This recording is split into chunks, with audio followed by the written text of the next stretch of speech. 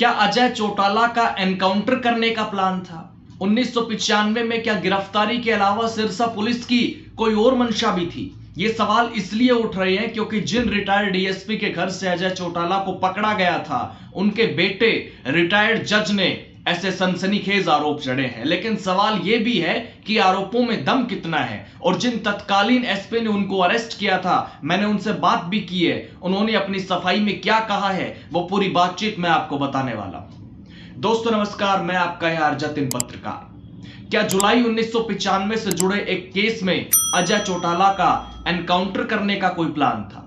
और केस भी वो जिसकी चर्चा आज पूरे हरियाणा में हो रही है कई दिनों से, क्योंकि एक रिटायर्ड आईपीएस ने कुछ आरोप ही ऐसे जड़े जो मैं आपको पहले भी बता चुका हूं। लेकिन आज ताजा बात करूंगा अजय चौटाला से जुड़ी, क्योंकि 1995 में जब राजस्थान में नोहर के फैफाना गांव से अजय चौटाला की जिस रिटायर्ड डीएसपी के घर से गिरफ्तारी हुई, उनके बेटे रिटायर्ड जज ने एक गंभीर आरोप चढ़ा है। दरअसल पूर्व डीएसपी हेतराम गोदारा, जो आज इस दुनिया में नहीं है, उनके बेटे हरिकुमार गोदारा रिटायर्ड जिला एवं सत्र न्यायाधीश, उन्होंने एक पॉडकास्ट के दौरान यह दावा किया कि जैसा वातावरण यहां पर बनाया गया था, उससे मुझे यह षड्यंत्र लगता था कि उनका प्रोग्राम गिरफ्तारी के अलावा भी कुछ और बड़ी कार्रवाई करने का था। उन्होंने आगे यह भी कहा कि मेरा तात्पर्य अगर आप समझ गए तो ठीक है, अदरवाइज मुझे यह कहने में कोई संकोच नहीं है कि वो उनका एनकाउंटर करना चाहते थे।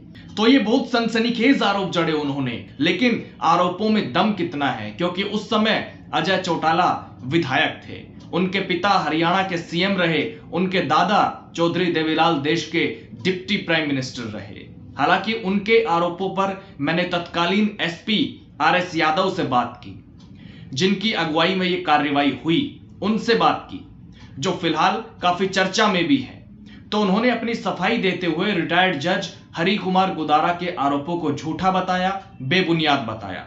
उन्होंने कहा कि हमारा एनकाउंटर करने का कोई प्लान नहीं था, हमने एनकाउंटर करना भी किस लिए था? उनका तो छोटा सा केस था, कोई बहुत बड़ा केस तो था नहीं।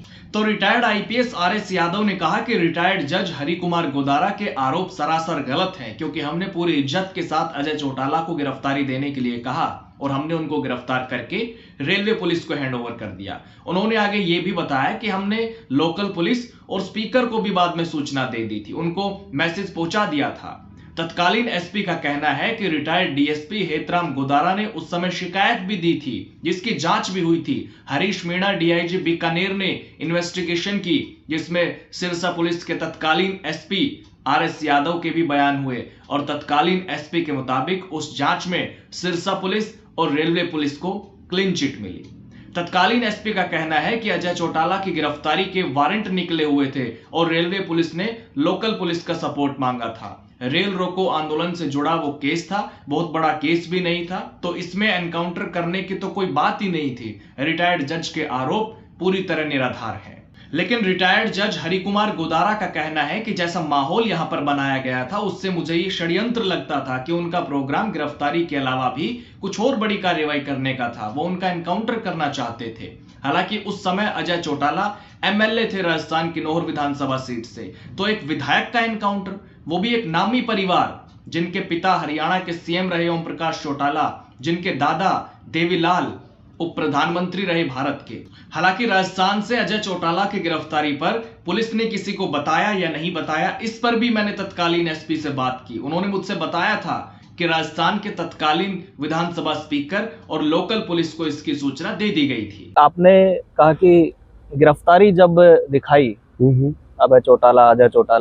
अजय चौटाला जब राजस्थान में थे, तो क्या परमिशन लेनी पड़ती है दूसरे राज्य में जाने के लिए पुलिस को? आप मतलब कैसे वहां पर पुलिस देखो, राष्ट्रपति को नहीं पकड़ सकती, वो स्टेट ऑफ हेड है, उसको गवर्नर को भी स्टेट ऑफ हेड है, उनको नहीं पकड़ सकती। बाकी के लिए अरेस्ट के लिए जो प्रोसीजर है वो पुलिस अरेस्ट कर सकती है। एमएलए को पकड़ते हुए लोकल पुलिस को और स्पीकर को बताना होता है, वो हमने बता दिया था। राजस्थान के जो स्पीकर थे विधानसभा के, उनको मैंने बता दिया था और लोकल पुलिस को हमने अरेस्ट करने के तुरंत बाद बता दिया था। अब कोई आदमी हरियाणा से तुरंत भाग रहा है और तुरंत राजस्थान में एंटर कर रहा है, उसने 1 मिनट में आप कैसे बताएंगे उसको? तो अरेस्ट करते ही हमने दोनों को इन्फॉर्म कर दिया था। लेकिन ऐसा कोई नियम नहीं है कि आप पूरी धरती पे क्रिमिनल कहीं भी हो जतिन भाई, पुलिस उसको अरेस्ट कर सकती है। लेकिन उनकी गिरफ्तारी शायद जो दिखा रखी है कागजों में वो सिरसा की दिखाई हुई है, ऐसा कुछ भी है? ना ना ना, ऐसा कुछ नहीं। क्योंकि मैंने बयान सुना अभय ना चौटाला ना ना ना, ऐसा कुछ नहीं। गिरफ्तारी वही की है। एक्चुअली वो जो अभय चौटाला साहब को हमने जज साहब के घर से पकड़ा था, और अजय चौटाला जो उनके बड़े भाई एमएलए, उनको हमने फफड़ाना गांव है एक राजस्थान का, वहां से पकड़ा था। सब कुछ ऑन रिकॉर्ड है, रेलवे पुलिस में रिकॉर्ड है सब कुछ।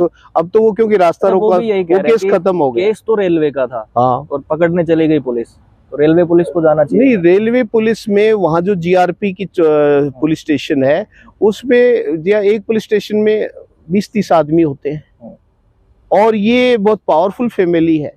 चौधरी देवीलाल का परिवार, और डिप्टी प्राइम मिनिस्टर रहे, मुख्यमंत्री चौटाला साहब रहे हैं, ये खुद एमएलए थे अजय चौटाला साहब, और दबंगई में फेमस है।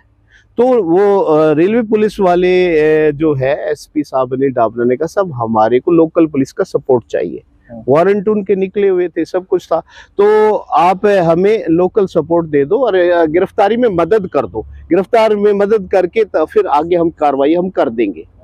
तो हमने उनको लोकल सपोर्ट जैसे पुलिस देती है वैसे ही दिया था। तो अब रिटायर्ड जज ने जो सनसनीखेज आरोप जड़े हैं उनको आप कैसे देखते हैं, और एक्शन लेने वाले तत्कालीन एसपी ने जो कहा है, जो सफाई दी है, वो भी मैंने आपको बताया है। तो अब आपको क्या लगता है, कमेंट करके जरूर बताएं। हमेशा की तरह आज भी आपके लिए कमेंट बॉक्स के दरवाजे खुले हुए हैं। नमस्कार।